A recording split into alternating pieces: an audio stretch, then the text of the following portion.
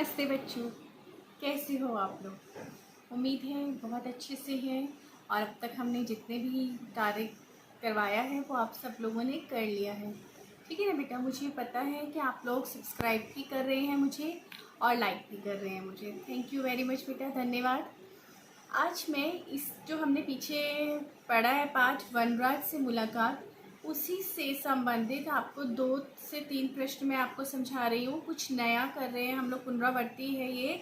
तो इसमें मैं आपको बताऊँगी कि हमें इस जो हमने जितने भी पात्र पढ़े हैं इनमें से हमें कौन सा पात्र पसंद है, तो उस पात्र का हमें चरित्र चित्रण करना होगा बेटा। अब आप बोलेंगे चरित्र चित्रण क्या होता है, ये मैं आपको समझा दूँगी।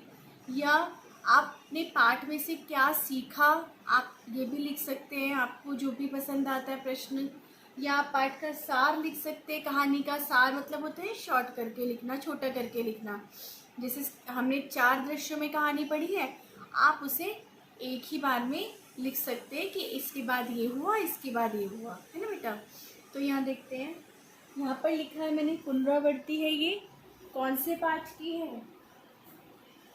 पाठ 3, ठीक है ना। पुनरावृत्ति पाठ 3 की है ये। अब इस पाठ से संबंधित हमने सभी अभ्यास कार्य कर लिया है, सभी प्रश्न उत्तर हम कर चुके हैं। मैंने आपको किताब का भी सभी कार्य करवा दिए। जिन बच्चों के पास पुस्तक है वो उसमें से कर सकते हैं, जिनके पास नहीं है वो अपनी कॉपीज में ही कर लेंगे बेटा। पहला यहाँ पे मैं प्रश्न करवा रही हूँ आपको, किसी भी पात्र का चरित्र चित्रण लिखें। अब पात्र मैंने आपको बताए थे, इस कहानी में बहुत सारे पात्र हैं। शंकर जी हैं, पार्वती जी हैं, ठीक है ना। शंकर जी, पार्वती जी हैं, बंदर है, वनराज है, भालू है, ये सभी लोग हैं। तो इनमें से किसी भी पात्र का आप चरित्र चित्रण कर सकते हैं। तो चरित्र चित्रण का अर्थ होता है कि उसके चरित्र की विशेषताएं, यानी उसका चरित्र कैसा था। अगर हम पार्वती जी के बारे में बात करते हैं तो पार्वती जी जो है देवी है, ठीक है ना। उन्हें मनुष्यों की चिंता है, मनुष्यों की चिंता वो कर रही हैं, तो उन्होंने इसीलिए करुणा है उनके दिल में, तो वो नारद जी से पूछती हैं, वार्तालाप करती हैं। शंकर जी के साथ वो विश्व भ्रमण में भी जाते हैं। तो इसी से अगर आप शंकर जी का लिखना चाहते हैं तो शंकर जी जो हैं, शंकर भगवान हैं, वो स्वर्गलोक में रहते हैं। वो उन्हें भी मनुष्यों की चिंता है, यानी उनके हृदय में भी करुणा है, दयावान है वो, तो मनुष्यों से प्रेम करते हैं और वो न्याय प्रिय है। तभी तो वो वनराज से बात करने जाते हैं नीचे स्वर्गलोक पे। तो ये चरित्र चित्रण होता है बेटा, चरित्र की विशेषताएं। चरित्र चित्रण का क्या अर्थ है? किसी भी पात्र की चरित्र की विशेषता। तो अब विशेषता में आप कुछ भी लिख सकते हैं कि वो करुणामयी है, बहादुर है, या दयावान है, या समझदार है। कुछ भी विशेषता तो कुछ भी हो सकती है ना। विशेषता तो शब्द ही ऐसा है, कोई भी विशेषता तो आप किसी भी पात्र का लिख सकते हैं। कहानी में बहुत सारे पात्र हैं बेटा, आप वनराज के बारे में भी कुछ भी लिख सकते हैं, ठीक है। अब अगला प्रश्न मैं आपको बता रही हूँ, पाठ का सार लिखिए। पाठ का सार मतलब आपको पाठ को छोटा करके लिखना है।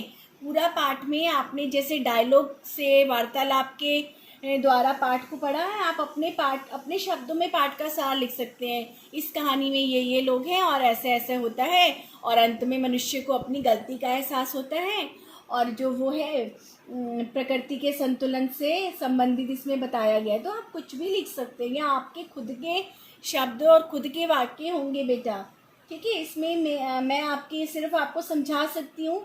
पात्र का चित्रण किसे कहते हैं या पाठ का सार किसे कहते हैं, लिखना आपको स्वयं को है। सभी बच्चे अपनी कॉपीज में लिखेंगे, ज़रूरी है सब बच्चों के लिए, ठीक है ना। आप ये मत सोचिएगा कि ये तो एक्स्ट्रा है तो ये हम नहीं करेंगे, नहीं बेटा, सबको करना है।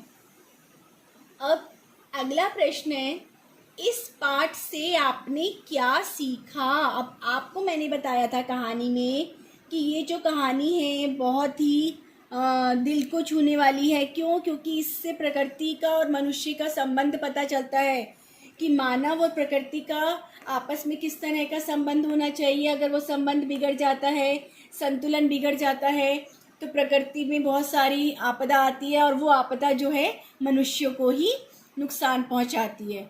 आपने देखा होगा ना बेटा, कई बार बाढ़ आती है। बाढ़ भी क्यों आती है? पेड़ों की कटाई के कारण। बाढ़ क्यों आती है? पेड़ों की कटाई के कारण आती है। और सूखा पड़ता है बारिश के कारण। बारिश कम हो जाती है तो सूखा पड़ने लग जाता है। और बारिश कम क्यों होती है? जब पेड़ ही नहीं होंगे तो बारिश भी नहीं होगी। तो बहुत सारी बातें हमने सीखी इस पाठ से। तो आप अपने शब्दों में लिख सकते हैं, प्रकृति का संतुलन बहुत आवश्यक है बनाना, और ये मनुष्य ही बिगाड़ता है और मनुष्य ही संभाल सकता है इसको। अभी आप लोगों ने देखा होगा इस समय में, जब ये समय चल रहा है हमारा, तो सभी लोग क्या है, सभी लोगों को लग रहा है ना वायु स्वच्छ हो गई है, प्रदूषण कम हो गया है, नदियों का पानी साफ हो गया है, क्योंकि वहाँ पे कारखानों का पानी नहीं जा रहा है गंदा दूषित। अब वहाँ का पानी भी, नदियों का भी साफ हो रहा है, झीलों का भी साफ हो रहा है। तो ये सभी मानव पे ही वो होता है, निर्भर करता है कि हम किस तरह से अपने प्रकृति का संतुलन बनाएं या बिगाड़ें, या किस तरह से आपस में मिलजुल कर रहें। तो आप कुछ भी लिखिएगा बेटा। ये आज के 3 प्रश्न हैं, इन तीनों में से आप कोई भी एक प्रश्न अपनी कॉपी में कर लीजिएगा। ठीक है बेटा, नमस्ते।